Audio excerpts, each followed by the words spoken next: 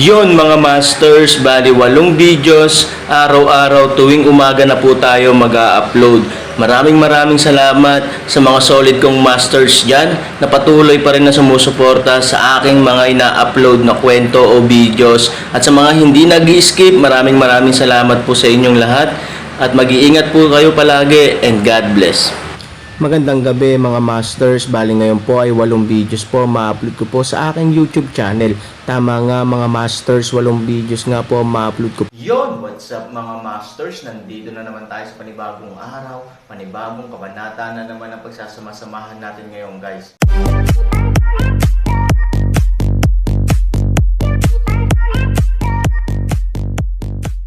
Bali mga masters, kung bago ka pa lang po sa aking YouTube channel, please click the subscribe button, lalong-lalo na po yung notification bell guys, para maging connected pa rin tayo sa isa't isa at maging updated kayo sa mga susunod ko pang video.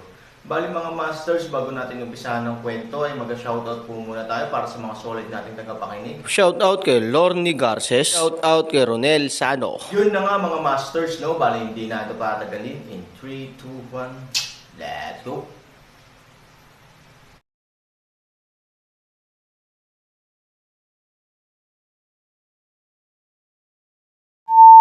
Sa palasyo ng prinsesa sa tuktok ng bughaw na bundok. Dahan-daang hinimas ni Luruaksan ang naunang pusa habang nakahiga sa malambot na bangko, na ipinakita ang kanyang perpektong payat na figure. Dahan-daang pumasok si Chimeng at lumuhad, nakita ko na si Miss. Kamusta na, Miss? Nakakamangha, talagang may malaking balita doon sa Qinglong City. Ibinaba ni Chi-Dream ang kanyang ulo at sinabi na kahapon ay hiniling siya ni Luruaksan na pumunta sa lugar ng Qinglong City para sa surveillance. Sige po, malamig na channel ng Luruaksan. Pagkatapos sakupin ang bundok ng Tianding, ang Yaoshen Pavilion ay naglunsad ng pag-atake sa palasyo ng Baguio. Ang hukbo ng higit sa 70,000 katao ay nanalo na, ngunit biglang pumatay ng isang tao at nilipol ang sitwasyon ng digmaan. Ang bundok ng Tianding ay naglunsad ng 2 alon ng pag-atake. Ang unang alon ng 10,000 katao ang nalipol, at ang ikalawang alon ng 50,000 katao ay nagtayo ng walang kamatayang hanay ng pagpatay, ngunit hindi lamang nabigo na makuha ang 1 sentimo nito, kundi higit sa kalahati ng mga nasawi. Nang magsalita si Chimeng tungkol dito, bahagyang nagulat din siya. Nang marinig ang mga salitang ito, si Luruaksan ay bihirang magpakita ng ngiti sa kanyang malamig na mukha. Makinig sa ilang undead na mga sundalong Chandengshan. Tinatawag ng lalaking iyon ang kanyang sarili na misteryosong alyansa. Miss, buhay ba talaga ang misteryosong lalaki? Dahil doon, tumingin si Chimeng kay Luruaksan. Bahagyang bumangon si Luruaksan, bahagyang umindayog ang mahahabang binti, umupo, kinuha ang tsaa sa mesa ng tsaa sa harap niya, humigop, at tumayo habang nakayakap ang pusa. Matagal ko nang sinabi, paanong ang taong makakapagpabago sa hitsura ni Miss Ben ay madaling mapatay ng matandang si Wang Wanzi. Ngumiti si Luruaksan ng may kasiyahan. Si Chimeng ay nagngangalit ang kanyang mga ngipin, ngunit siya ay galit na galit, dahil ang misteryosong tao ay malamang na around. Gusto niyang sirain ang Aaron, ngunit binago ni Luruaksan ang kanyang doktrina at hindi pinatay ang Aaron, kaya hindi siya maglakas loob na ipakita ito sa harap ni Luruaksan. Alam kong galit ka sa kanya, pero si Chimeng, bilang aso ko, wala kang choice kundi makinig sa akin, naiintindihan mo ba? Ngunit kung sino si Luruaksan, makikita mo kung ano ang tinatago ni Chimeng sa isang sulyap. Natarante si Chimeng at ibinaba ang kanyang ulo, oo. Mayroon pa bang ibang interesante? Ngumiti si Luruaksan. Bagaman natalo ang bundok ng Tianding, hindi namatay ang pinunong si Fuya. Oh, lumingon si Luruaksan ng may interes. Pero pagbalik ko, para akong baliw. Tumayo ako sa dingding, sinuot ko ang underwear ko sa ulo, at sumigaw na ako si Superman. Chimeng daw. Ako si Superman. Ano ang kahulugan nito? Ano ang Superman? Sumimangot si Luruaksan, ngunit hindi nagtagal ay napangiti siya. Kung tatanungin mo si Fei Lingsheng, maaaring alam mo kung ano ang ibig sabihin nito. Miss, hindi ko maintindihan. Dapat itong Earth language, at dapat malaman ni Furlongsan. Nakangiting sabi ni Luruaksan, mukhang Aaron ka talaga. Nakakatuwa, mas lalo akong interesado sa iyo. Kung gusto ko ng lalaking alipin, ikaw ang unang pipiliin. Dapat sabihin na ang hitsura ni Luruaksan ay ang pinakamahusay, at ang kanyang IQ ay din ang pinakamahusay. Ang hindi sinasadyang ugali ni Han Sanchen ay direktang napansin niya, at pinagtibay pa niya ang kanyang pagkakakilanlan. Napabuntong hininga si Chi Meng sa kanyang karunungan sa kanyang puso, ngunit sa parehong oras, mayroon siyang tanong, gayunpaman, Miss, ano ang layunin ng hayaan ang isang mundo na magsalita ng wikang panglupa? So why you can only be my dog forever, but he can be my male slave, and even Miss Ben can spoil him, that's the difference. Malamig na bamantong hininga si Luruaksan, at pagkatapos ay sinabing, sinadya niya itong gawin. Gusto niyang pasiglahin si Wang Wanzi, ang matandang lalaki, at talunin ang prestihiyo ng Yaoshen Pavilion. Madaling pumatay ng tao, ngunit mahirap pumatay ng tao. Alam na alam ito ng Aaron. Siguraduhing alam ni Aaron na sina Dao 12 at Mo Yang ay opisyal nang naging kapitan ng gwardya sa likuran ng palasyo ng ating pamilyang Lo. Sabi ni Luruaksan na may malamig na ngiti. At saka, humanap ka ng makakasali sa liga niya. Nagpatuloy si Lo. Yes, miss, gagawin ko na. Sandali lang. Biglang inangat ni Luruaksan ang kanyang ulo, walang kapantay ang kanyang mukha, hindi ka magiging tanga na direktang maghanap ng ilang taong makakasama.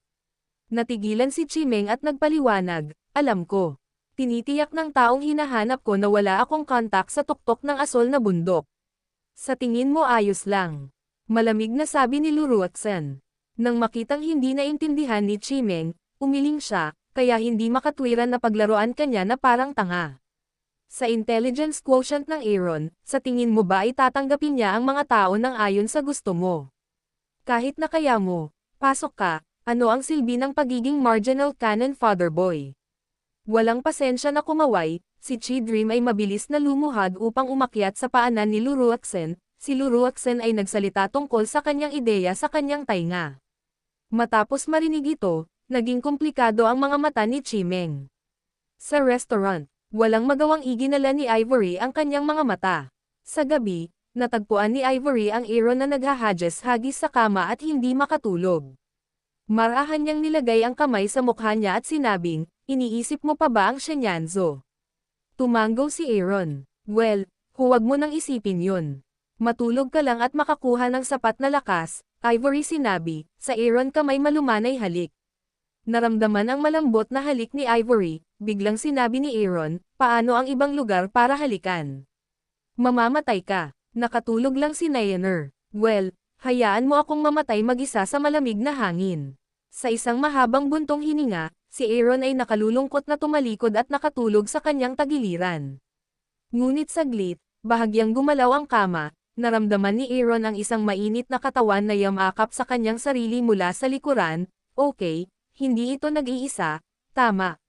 Maaga kinaumagahan, si Han Sanchen ay gumugol ng maraming enerhiya sa pagnanakaw ng pagkain ng daga, sa kalagitnaan ng gabi kagabi. Bagamat nawala ang kanyang Shenyanzo, nakuha niya ang kabayaran ng kanyang asawa at sa wakas ay nakatulog ng masaya. Habang mahimbing akong natutulog ay may kumatok sa pinto. Pagkatapos ay pumasok si Ivory at sinabing, nakahiga ka pa ba? Matagal nang lumabas si Nayaner kasama ang iyong nakatatandang martial sister sa umaga, at matagal akong gising. Hindi mo ba narinig, na baka pagod lang at walang sirang bukirin? Si Aaron ay nasa mabuting kalagayan, nagbiro, at pagkatapos ay nagsuot ng malaking hugis, na para akong namamatay. Ivory ay sumugod sa mga bisig ni Aaron at napakamot sa kanya, ikaw na mabahong baka, sino ang sinasabi mong bukid? Kung sino man ang tumatawag sa akin na baka ay isang bukid 2 taong kakalmo ko itatago ko.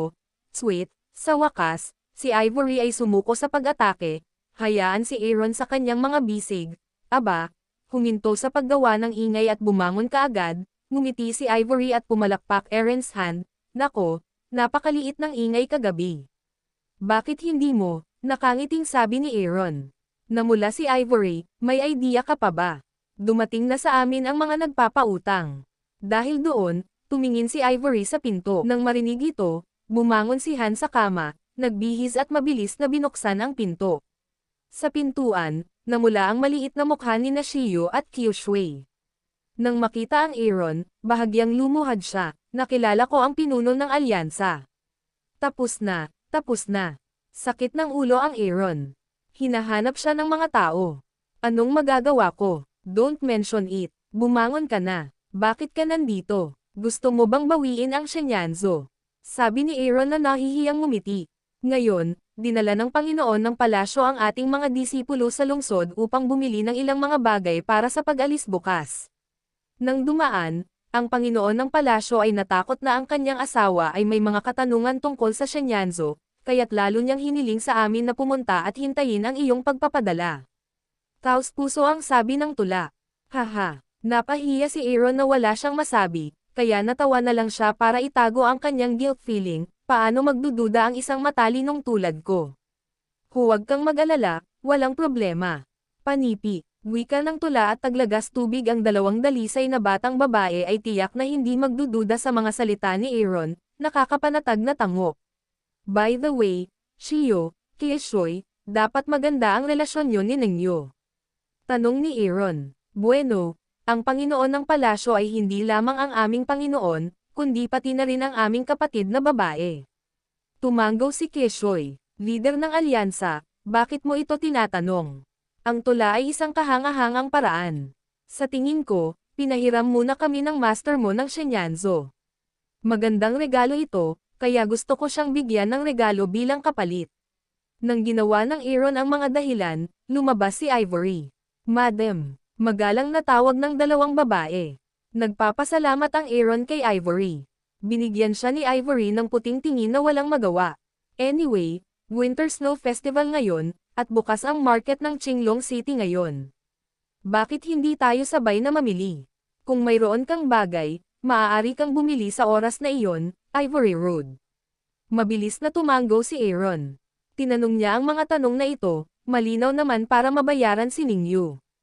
Oo. Masunaring tumanggo si Autumn Water at tula. Tara na, ngumiti si Han Sanchen, bumangon at bumalik sa kwarto para kunin ang maskara. Pagkasuot pa lang niya, 2 hakbang na lang siya. Medyo may dilema ang dalawang babae. Pakiramdam ni Han Sanchen ay walang laman ang kanyang puso at hindi maiwasang magtanong, ano ang problema? Ang wika ng tula at ang tubig ng taglagas ay nagkatinginan, labis na napahiya. Leader ng alyansa, gusto mo ba talagang lumabas na may maskara? Bulong ng tula. Anong problema? Hindi naisip ni Aaron. Pagkatapos ay kinuha niya ang kamay ni Ivory at lumabas. Walang choice ang tula at si Kieshoy kundi sundin siya. Sa labas ng restaurant, busilak na ang labas. Ang kalye ay puno ng mga stall, at maraming tao sa gitna ng mga stall. Lahat ng uri ng mga makukulay na bar, tela at parol ay nakasabit sa paligid ng kalye, na mukhang puno ng kagalakan sa pagdiriwang. Unang dinala ng Aaron si Ivory para mamasyal. Bagamat tahimik lang silang sinundan ng tula at Kieshoy, anuman ang kanilang binili, ang Han 3,000 ay palaging bibili ng ilan para sa kanila. Bagamat karamihan sa mga ito ay mga palamuti o ordinaryong table task, ang pagsasanay ng Aaron ay nagpapasaya pa rin kay Shio at Kieshoy. Pagkatapos ng lahat, ang pagsasanay ng Aaron ay magpaparamdam sa kanila na higit na kaibigan ng kanilang dalawang mag-asawa kaysa sa mga simpleng tagapaglingkod. Gayunpaman, Aaron sa proseso ng pamimili, natagpuan din ang isang kakaibang katotohanan. Ibig sabihin, ilang taong nakamaskara ang nakilala niya sa kalye. Anong meron? Naging sikat ako overnight. Sa tanghali, may ilang tao na casual na umorder ng pagkain sa labas. Mula nang makilala ni Renshanwa si Qin Shuang, hindi na siya bumalik sa Aaron. Nananatili siya sa Qin Shuang anumang oras. Nang marinig niya ang tungkol sa pagmamadali sa labas ng lungsod ng Qinglong kaninang umaga, kinuha ni Qin Shuang si Nayaner at ang tagasunod upang makita ang float, kaya hindi na kinailangan pang bumalik ni Aaron at ng iba pang tao sa restaurant sa tanghali. Para naman kay Fu Li, nagtungo si Fu Mang sa palasyo ng Baguio kaninang madaling araw para sanayin at pagsamasamahin ang mga bagong dating. Bilang kakaibang hayop ni Fu Mang, natural na sumama sa kanya si Fu Li. Pagkatapos ng tanghalian, dinala ng Aaron si Ivory sa auction house sa Qinglong City. Para mabayaran si Ningyu, tiyak na hindi magandang magbenta sa labas. Gusto ng Aaron na gumugol ng mas maraming oras kasama si Ivory. Natural, kailangan mong bumili ng mga mahal sa mga bahay ng auction. Sa kabutihang palad, karamihan sa mga pangunahing lungsod sa mundo ay may mga sangay. Nang makita niya si Aaron na nakamaskara, bakas ng pang-aalipusta ang mga mata ng mga bisita sa harap ng auction house, dahil simula nang magbukas ang auction house noong tanghali, mahigit 100 bisita na siyang nakamaskara. Obvious naman na maraming nagpapanggap na makapangyarihan dito. Gayunpaman, ang lungsod ng Qinglong ay napakalapit sa lugar kung saan nangyari ang insidente, at halos magkatulad ito. May isa pang fucking fake. Pagtingin sa Aaron na paparating, hindi siya nasisiyahang mamulong. Gayunpaman, pagkarating ng Aaron, ngumiti pa rin siya ng magalang, "Magandang hapon, distinguished guest, may ticket ka ba?" Ngumiti si Han Sanchen, tumango at inilabas ang itim na card. Kapag nakita mo ang itim na card, halos berde ang mga mata ng welcome, black card. Ang katayuan ng mga itim na card sa auction house ay napakalinaw sa lahat ng mga empleyado ng auction house. Para sa kanila, sa ilang kahulugan, dapat silang higit na igalang kaysa sa kanilang mga magulang. Ano ang problema? Hindi mangyaring pumasok. Maligayang pagdating matapos ang pagsasabi, dalhin ang Aaron sa VIP area ng silid, hindi, Aaron na lang tayo. Sa pintuan ng VIP area, Aaron natanto ang ideya ng pagtanggap ng mga bisita. Gusto lang niyang maging low profile. Ngunit sa sandaling iyon, sa likod niya. Yun na nga mga masters, no? Bali panibagong kabanata na naman yung natapos natin ngayong gabi. Muli, maraming salamat po.